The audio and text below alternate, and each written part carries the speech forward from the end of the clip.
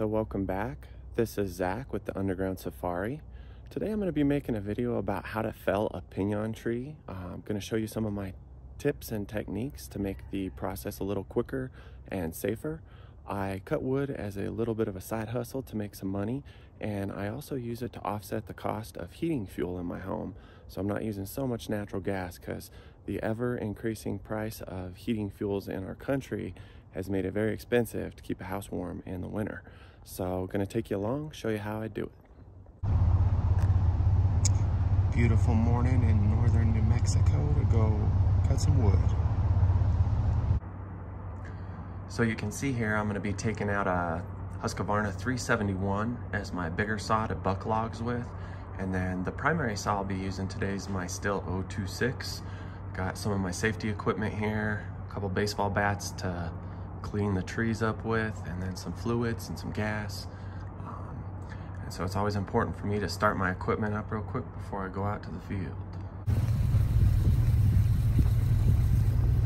All right, so as you can see, I'm driving out to my wood cutting area.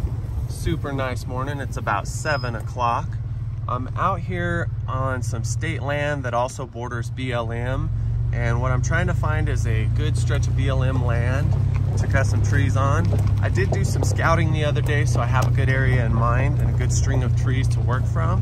And so just trying to get out there, taking it slow and easy on these rough oil-filled roads.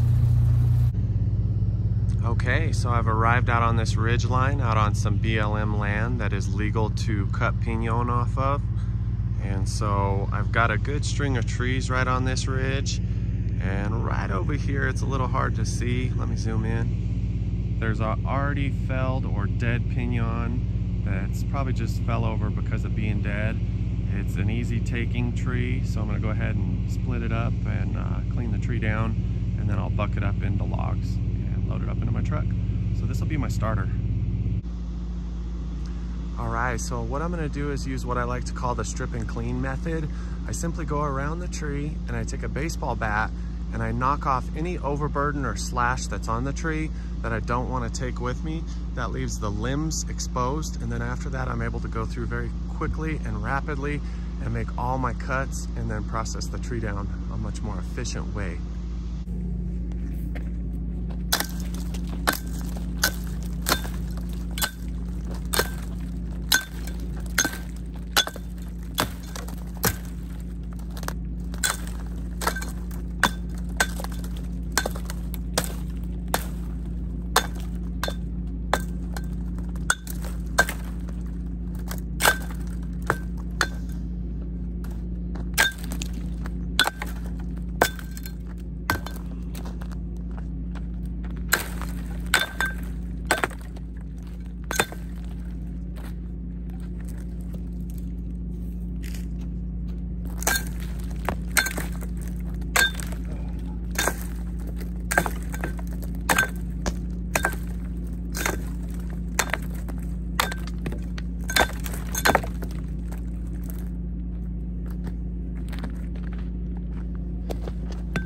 So you can see how quickly that works to just help to strip the tree down to bare nothing.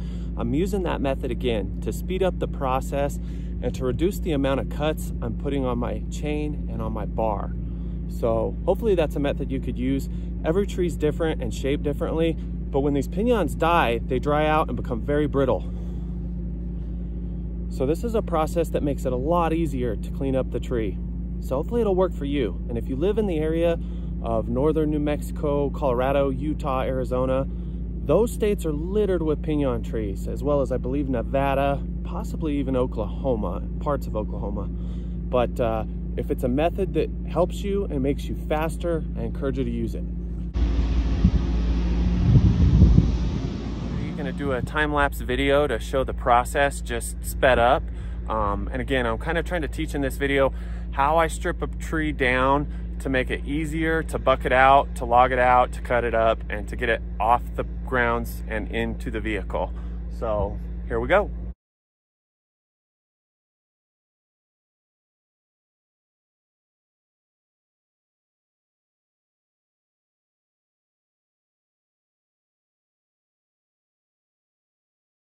All right, so as you can see, in just less than 3 or 4 minutes, I was able to strip down this sizable piñon tree just using my baseball bat. Now I'm gonna come through, I'm gonna cut it up into big sections, and then I'm gonna drag the big sections of branches up towards my vehicle. That way I'm not cutting up a bunch of pieces and then having to carry a whole bunch of loads of wood back to the truck. I'm doing this to stay efficient and to stay as fast on my operation as possible. Hope this helps you.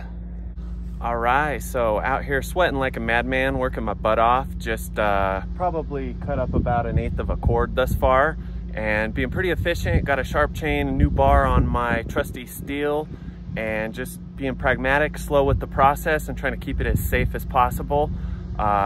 Went ahead and took down about 2 trees that had fallen over and felled one. Found another tree up off the road here that's naturally fallen over. And if I can find the opportunity to find trees that are already over, I'm gonna go ahead and try to take those trees so I don't have to fell them. That's a lot of extra work on the saw and just basically wears down your equipment, dulls the chains. So gonna get back at it and keep you informed on the process.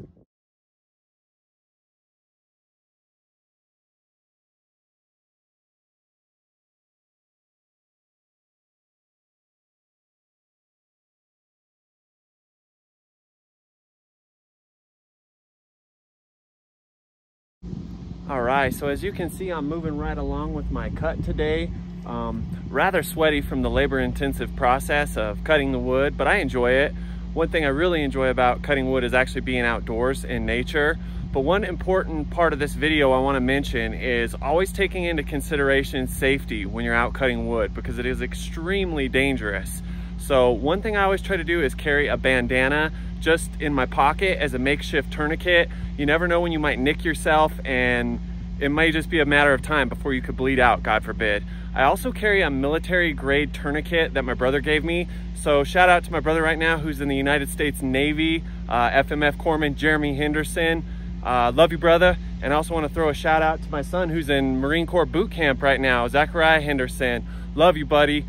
Just want to make sure and give some love to those guys because they're veterans and they're always part of me, whether I'm out working here in the hills or I'm off having fun playing. So another important aspect though of safety, back to my point, is to always wear adequate eyewear. And I wear a safety helmet that has a mask. That's not absolutely needed, but definitely some shatterproof protective eyewear is super, super key to all of this. And then, like I said, the things you need for comfort, a lot of water, a snack, and just taking breaks often will help recharge you and repower you so that you're safe throughout your day.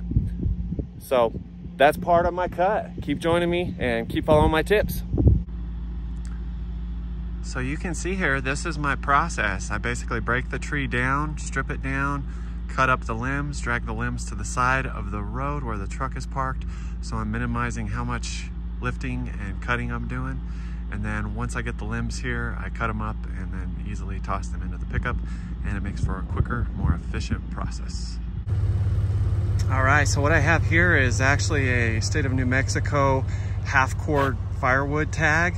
And it's very important to notch your tag before you drive off with any wood. So as you can see up on the top left-hand side, I've notched out the month of August. And then on the far right-hand side, I've notched out the date, which is August the 9th.